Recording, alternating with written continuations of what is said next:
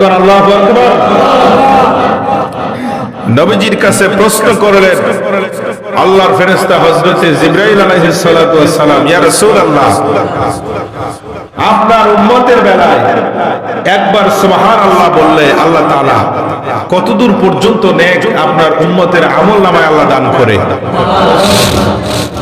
আল্লাহর নবী বললেন, শোনো হে ফেরেশতা জিবরাইল, আমার কোন উম্মত যদি মহব্বত ভালোবাসার চিত্তে একবার সুবহানাল্লাহ বলে চিৎকার মেরে আল্লাহ তাআলাকে স্মরণ করে, আমার আল্লাহ সুবহানাহু ওয়া তাআলা আরশ এবং জমিনের যত মাঝখানে ফাঁকা জায়গাগুলো রয়েছে সমস্ত জায়গাগুলো সওয়াব দ্বারা পরিপূর্ণ করে দেয়।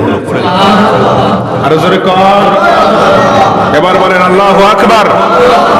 আমরা সেই আল্লাহকে খুশি করতে চাই কি চাই না? আরো জোরে কর, নবীকে ভালোবাসতে চাই কি চাই না? আল্লাহ কবুল করুক বলি আমিন। তাহলে আলহামদুলিল্লাহ বললে আল্লাহ তাআলা খুশি হয়। আমরা শুকরিয়া আদায় করলাম সেই মহান মুনিব মাওলার দরবারে। জানতে চাইলাম আপনারা সকলেই কেমন আছেন? আপনারা বললেন আলহামদুলিল্লাহ আমরা ভালো আছি।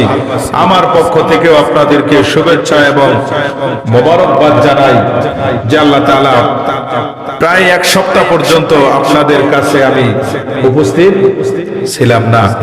তো আল্লাহ তাআলার দয়ার প্রবেশে দয়াল নবীজির কদম মোবারকের মহব্বতে আল্লাহ তাআলা আবার সেই একই জায়গার মধ্যে বসে আপনাদেরকে নিয়ে কিছু কথাবার্তা আলোচনা করার মতো মন মানসিকতা এবং সময় শামিল যে আল্লাহ তাআলা আমাকে করে দিলেন, সেই মহান মুনিব মাওলার দরবারে আমার হয়ে আরেকটি বার আপনারা জবানটা ছেড়ে দিয়ে বলেন আলহামদুলিল্লাহ।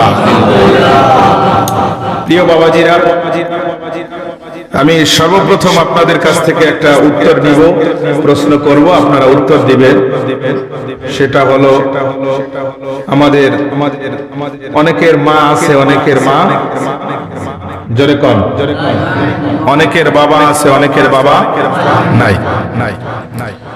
আজকের বিষয়টাই হলো মা বাবার প্রতি সন্তানের করণীয় এবং কর্তব্য ভালোবাসা কতটুকু ইসলামে হুকুম করেছেন। আমি কেটে কেটে সুন্দর করে বলার চেষ্টা করব, আপনারা সুন্দর করে ধৈর্য ধারণ করে শোনার চেষ্টা করবেন। পাশাপাশি আল্লাহ তাআলা যেন মা বাবার খেদমত করে আমাদেরকে জান্নাত ক্রয় করার তৌফিক দান করে বলি আমিন। তাহলে আমি এই মুহূর্তে একটু দেখতে চাই যেখানে যারা এসেছেন মা নাই কার কার, একটু হাত তুলতে, বেয়াদবি মাফ করবেন, একটু হাত তুলেন তো যে হুজুর আমার মা নাই। অনেকেরই নাই। বাবা হাত নামান, বেয়াদবি হইলে মাফ করে দিন। আপনাদের কাছে আমি জানতে চাইলাম এই কারণে, দেখেন যার মা নেই, যার বাবা নেই, তিনি কিন্তু বুঝতে পারে যে মা হারানোর কতটা হৃদয় বিদারক ব্যথা। যার বাবা নেই তিনি বুঝতে পারে বাবা হারানোর হৃদয় বিদারক কত ব্যথা। কথা বলেন ঠিক কি না? একটা সন্তানের যদি বাবা থাকে, সে কানা হলেও সন্তানের মাথার উপরে কিন্তু একটা বাবা ছায়া হয়ে থাকে। ঠিক কি না? যখন সন্তানটা মা এবং বাবাকে হারাইয়া ফেলায়, যত মানুষ তাকে বুঝ দেখ না কেন, যত মানুষ তাকে সান্ত্বনা দেই না কেন, কিন্তু মায়ের যে শূন্য কোঠা, বাবার যে শূন্য জায়গা, বলেন তো এটা কেউ পুরো করতে পারে? আর দুনিয়ায় কেউ পুরো করতে পারবে? এজন্য আমার আল্লাহ তাআলা কি বলে দেখেন, আমার দয়াল নবী হাবিবে কিবরিয়া মা এবং বাবার জন্য কতটা সম্মান, ইজ্জত, বরকত এবং কতটা ভালোবাসার খাতিরে মায়ের সাথে কতটা সুন্দর চমৎকার ব্যবহার করে গিয়েছে। সুবহানাল্লাহ। প্রিয় সম্মানিত সুধী বাবারা,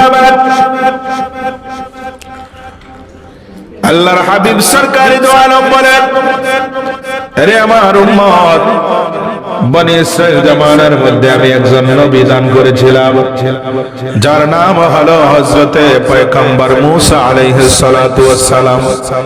ঠিক কি না?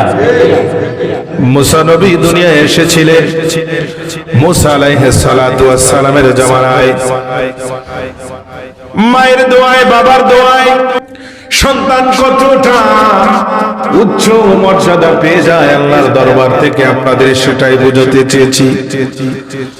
মা এবং বাবা যদি সন্তানের জন্য চোখের পানি ফালাইয়া ফালাইয়া দোয়া করি, আর যদি বলে আল্লাহ আমার এই সন্তানকে তুমি দুনিয়ার জমিনে একটা রাষ্ট্রের জন্য প্রেসিডেন্ট বানায়া দিবা, আল্লাহ কয় যদিও প্রেসিডেন্ট আমি আল্লাহ তাকে না বানাই, কিন্তু প্রেসিডেন্টে যে ইজ্জত পায় মায়ের দোয়ার বিনিময়ে তাকে ওই ইজ্জতওয়ালা সন্তান বানায়া দেই।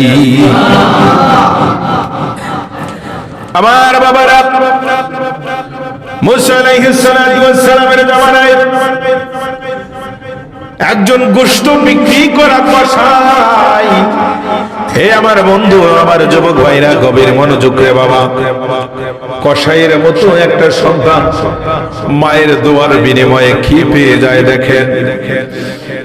কসাই সন্তানের মা সন্তানের জন্য একদিন দোয়া করলেন, বাবারে তোমার জন্য আমি দোয়া করি আল্লাহ যেন এই জামানার যিনি নবী, এই নবীর সাথে আমার সন্তান তুমি কসাইকে যেন আল্লাহ এক জান্নাতে থাকার তৌফিক দেয়। আল্লাহ তাআলা মায়ের দোয়া কবুল করলেন। প্রিয় বাবাজিরা আমার, একদিন মুসা আলাইহিস সালাতু ওয়াস সালাম তুর পাহাড়ে যখন কথা বলার জন্য আল্লাহর কাছে চলে গেল, আমার বাবা কথাবার্তা শেষ, মুসা নবী ডাক দিয়া কয় আল্লাহ দুনিয়া থেকে যখন আমি বিদায় হব, আল্লাহ বলো আমার সাথে জান্নাতে একজন সঙ্গী হয়ে কে থাকবে। আমার বন্ধুরা, আল্লাহ তাআলা ডাক দিয়া বললেন, রে মুসা তোমার সাথে জান্নাতে সঙ্গী হয়ে তোমার কওমের মধ্যে একবারে ছোট্ট একটা ঘর